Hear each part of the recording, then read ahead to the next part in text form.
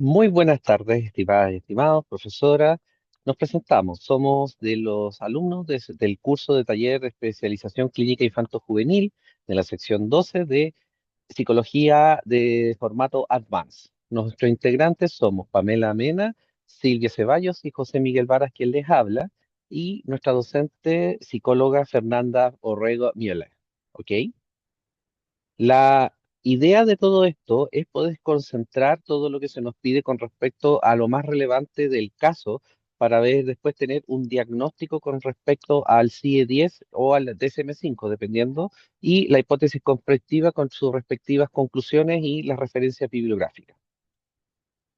La información relevante del caso, nosotros podemos establecer que el paciente, que es Francisco, que es un adolescente de 14 años y 3 meses, ¿cierto? Que tiene nacionalidad chilena y que vive como ambos padres, Roberto y Lilibet, y un hermano de 16 años llamado Manuel, lo cual lo vamos a ver más completo en el genograma.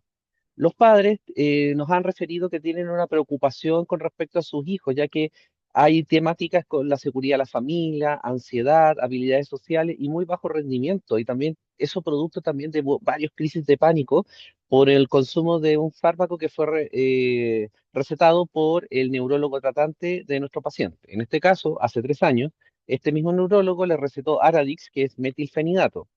Y en ese sentido, la madre nos presenta que volvió a presentar crisis de pánico y terrores nocturnos y que nuevamente, debido al tema de ciertas patologías que detallaremos más adelante, el paciente vuelve a ser recetado con dicho medicamento.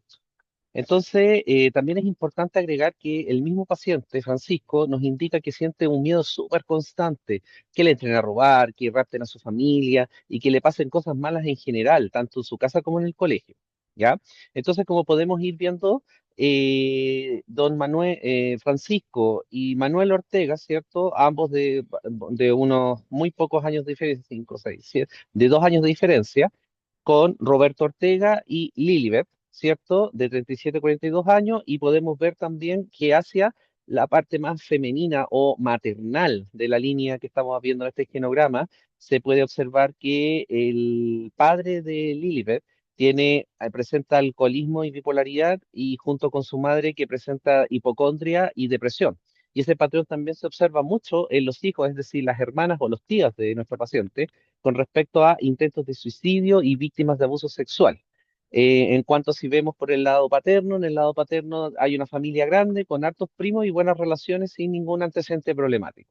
Ahora, nosotros escogimos el DSM-5 para poder ver el diagnóstico y nosotros establecimos que Francisco, ¿cierto?, está catalogado como un trastorno de ansiedad generalizada, porque la preocupación que tiene es, como dice Morrison, ¿cierto? Y también los criterios del DSM-5, que tiene una dificultad muy grande de una preocupación excesiva y no la puede controlarla con respecto a trabajo, dinero, la escuela, el colegio.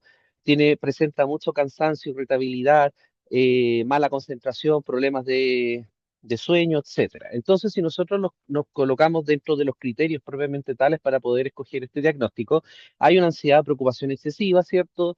Una dificultad muy compleja de poder controlar esta preocupación y además tiene más de los tres síntomas, ¿cierto? Con respecto a en adolescentes y en niños, que en este caso es inquietud o paciencia, una fatigabilidad, es decir, siempre anda cansado, una dificultad de concentración que también arrastra como secundariamente con un trastorno de déficit atencional, anda muy irritable y también tiene una alteración del sueño. Quizás no nos refirió o el caso no se refiere mucho a la tensión muscular, pero eso puede ser presentada, aunque dentro del caso no está establecido propiamente tal. También tenemos que hay un deterioro o un malestar muy grande que hace que dentro de su entorno, en su familia y en el colegio especialmente, no pueda adaptarse, no tienes amigos y eso le dificulta un poco el desarrollo cognitivo y social.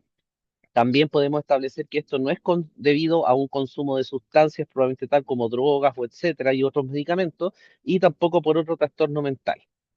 En cuanto a la hipótesis comprensiva, nosotros podemos establecer de que hay diversos factores ambientales en los cuales, como el estrés parental, ¿cierto? Estas expectativas o estas dinámicas de separación entre los padres o peleas, y también estas expectativas sociales y los propios patrones que funciona la familia, hace que Francisco, ¿cierto?, tenga una problemática de adaptación y con muchas expectativas que hacen que él se sienta con mucha angustia y con mucha indecisión. También como antecedente, el neurólogo tratante le recetó Aradix metilfenidato, que ya habíamos conversado, y que dado por su posología y tratamiento está indicado también para adultos y adolescentes. Ahora, según los estudios y también según su prospecto clínico farmacológico, indica que algunos pacientes pueden tener cierta tensión, ansiedad y podía empeorar algunos sintomatología, ¿ya? Con respecto a la relación de ambos padres, claramente también hay un tema de la madre, que la madre tiene una excesiva dependencia y sobreprotección hacia sus hijos, dado los antecedentes de la línea de su familia, como propiamente tal, respecto a la depresión, las drogas, la bipolaridad, los intentos de suicidio, ¿cierto? Y pocos desarrollos en habilidades parentales. En ese sentido, nosotros creemos que el marco teórico que más nos puede aproximar hacia una ayuda y a un desenvolvimiento prudente con respecto a esta temática de la terapia es el modelo cognitivo-conductual, porque nos ayuda a una sistematización de las creencias y pensamientos, ¿cierto? Y nos ayudan a poder evaluar esa creencia negativa y poder entregar herramientas y habilidades al paciente para poder ir saliendo de ese tema. Entonces, con ese sentido, Francisco funciona con muchos mecanismos evitativos y eso ayuda a que requiere mayor autoconfianza y por ende también la exigencia escolar. Y esto también hay debido a que hay una creencia irracional o creencia compleja que hace que estos pensamientos intrusivos diga que no se puede desenvolver en la vida, que no tiene capacidades, que tiene miedo, que no se lo puede o no se la puede, como dice en buen chileno.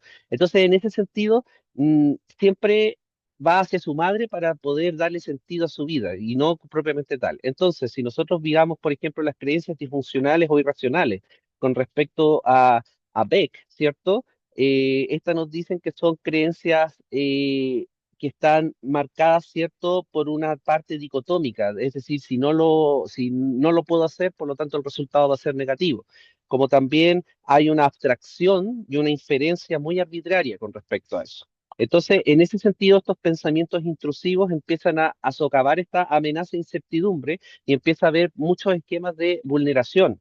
Y por lo tanto, esta preocupación empieza a ser patológica. Entonces, la idea con el tratamiento cognitivo-conductual es que podamos internalizar selectivamente cuál es la función psicológica, ¿cierto? Y cómo podemos ir resolviendo todas estas problemáticas relativos a la experiencia, esquemas en figura materna y asociados a la vulnerabilidad. Entonces, como conclusión, ¿cierto? Aludiendo a este ejercicio teórico práctico, en donde la terapia ha dado resultados, podemos ver que hay factores protectores concernientes a una búsqueda activa, ¿cierto?, de los padres por el bienestar, por someterse al tratamiento. También Francisco, nuestro paciente, tiene una disposición muy grata a poder sanarse en ese sentido. Entonces, también tenemos la conciencia de enfermedad y la conciencia de poder salir adelante y, y eso también tenemos que contrastarlo con los factores probables obstaculizadores, como por ejemplo la baja autoestima, pocas destrezas sociales, un bajo rendimiento escolar y los antecedentes familiares de bipolaridad, alcoholismo, hipocondría y depresión. Como también la evaluación de la gravedad que nosotros podríamos establecer, dado que ya es bastante determinada y según usando la escala de evaluación de actividad global, ¿ya? La EAG o GAF en inglés, podríamos ser que sus síntomas son moderados, con un efecto aplanado en el lenguaje circunstancial, pero que tiene una temática de mejor proyección. ¿Por qué? Porque el pronóstico que podemos establecer es que al usar estas mecánicas de trabajo, podemos lograr trabajar las creencias irracionales del paciente y devolverle la confianza y sustituirle esas creencias irracionales que están atormentando y este autodescontrol que tiene. Por lo tanto, eso va a ayudar a tener una mejor confianza, disminuir la sintomatología depresiva y disminuir la ansiedad, lo cual también conlleva a que hay un compromiso de los padres y del Francisco mismo, y por lo tanto eso nos da un muy buen pronóstico de tratamiento. Nuestras referencias bibliográficas, muchas gracias por su atención.